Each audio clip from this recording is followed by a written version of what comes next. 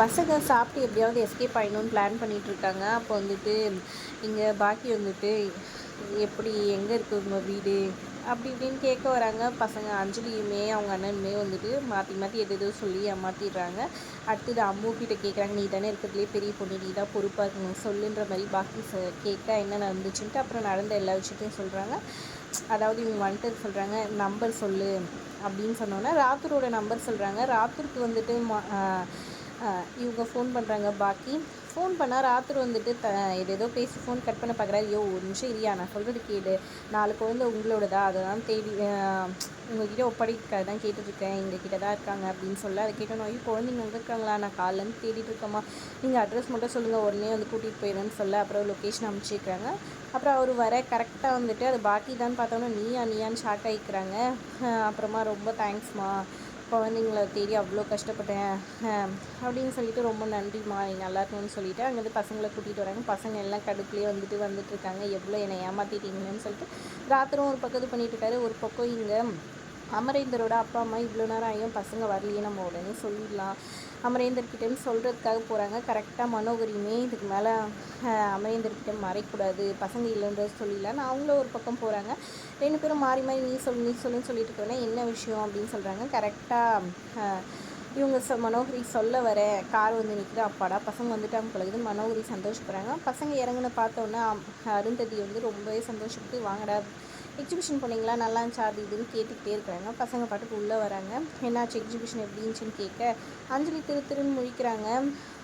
பசங்களோட நான் தான் என்ஜாய் பண்ணேன்னு ராத்திரி வந்துட்டு மனோகரி கண்ணை காமிச்சோன்னா நடிக்கிறாரு. சரி சரி சாப்பிட வாங்க ஃப்ரெஷ் ஆகிட்டுன்னு சொல்கிறாரு அமரேந்தர். இல்லை டாடி நாங்கள் வரும்போது சாப்பிட்டு வந்துட்டோன்னு சொல்கிறாங்க, ஏன்னா பாக்கி வீட்டில் ஃபுல்லாக சாப்பிட்டனால. அப்புறம் பசங்க எல்லாம் பெட்ரூம் போயிடுறாங்க. ராத்திரி வந்துட்டு என்னையும் இந்த மாதிரி ஏமாற்றிட்டீங்களா அப்படின்னு சொல்லி இது பண்ணாங்க. அப்போ அவருக்கு ஃபோன் வருது. அதே நம்பர்லேருந்து வரவே ட்ராவல்ஸ்லேருந்து, யோ உனக்கு எத்தனை வாட்டியாக சொல்கிறதுன்னு திட்டுறாரு. யோ நீ அமைதியா ஏரியா கொஞ்ச நாள், எவ்வளோ வாட்டியாக சொல்கிறது, பஸ்ஸு முன்னாடியே வருதுன்னு சொல்கிறதுக்காக தான் பண்ணேன், 4 டிக்கெட் குழந்தைங்க புக் பண்ணிருந்துச்சு, அதுதான் ஓவராக பண்ணுற அப்படின்னு திட்டேன்.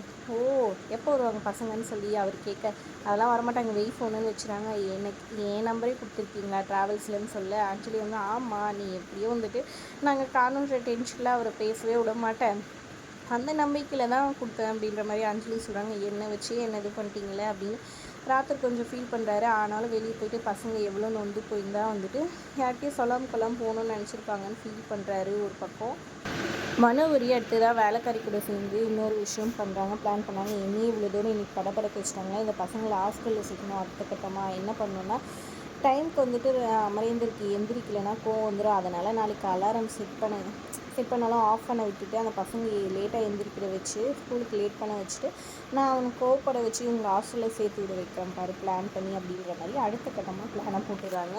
ஒரு பக்கம் இங்கே பார்த்திங்கன்னா வந்துட்டு பாக்கி வந்துட்டு அவங்க அக்கா அதாவது அருந்ததி ஞாபகமாகவே இருக்காங்க. ஏன் அவங்க ஃபோனே பண்ணல, என் ஷோக்கு என்ன ஆகிருக்கும், அவங்க நம்பருக்கு பண்ணி பார்க்கலான்னு சொல்லிட்டு அவங்க ஃப்ரெண்டு சொல்கிறாங்க. சரின்ட்டு மெசேஜ் ஃபோன் பண்ண எடுக்கலன்னு சொல்லிட்டு மெசேஜ் அனுப்புகிறாங்க. யாராக இருக்கும், அம்மா சொல்லிட்டு இருப்பாங்களே இந்த ஆர்ஜி பாக்கி அவங்களாம் இருப்பாங்கன்னு சொல்லிட்டு எதுக்கும் மெசேஜ் அனுப்பலான்னு பசங்க பார்த்துட்டு மெசேஜ் ரிப்ளை பண்ணுறாங்க.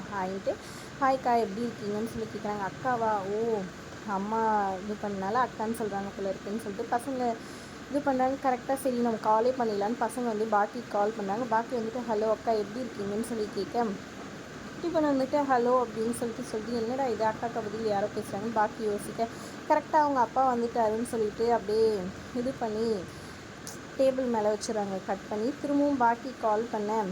இவரை வந்துட்டு பார்த்துட்டு யார் இந்நேரத்துக்கெல்லாம் ஃபோன் கால் பண்ணிகிட்டு இருக்குதுன்னு சுவிட்ச் ஆஃப் பண்ணிவிட்டு ஃபோனை வச்சுட்டு போயிடுறாரு அமரேந்தர். கரெக்டாக அந்த டைமுக்கு வந்துட்டு பாக்கி என்னடா இது மெசேஜ்க்கு ரிப்ளை பண்ணாங்க, அப்புறம் பார்த்தா பசங்க எடுக்கிறாங்க ஃபோனு இது பண்ணால் அவங்களே பண்ணிவிட்டு இப்போ திரும்ப ஃபோன் பண்ணால் சுவிட்ச் ஆஃப்னு வருது என்னன்னு தெரியலேன்னு அவங்க குழம்பி போயிடுறாங்க. ஒரு பக்கம் இதெல்லாம் எப்போ தீரும், அருந்ததி வந்துட்டு காலையில் ஏஞ்சி பசங்க எந்திரிக்கவே இல்லையா அவர் கோவப்படுவாரேன்னு சொல்லிட்டு குப்தா கிட்ட சொல்லி புலம்பிகிட்ருக்காங்க.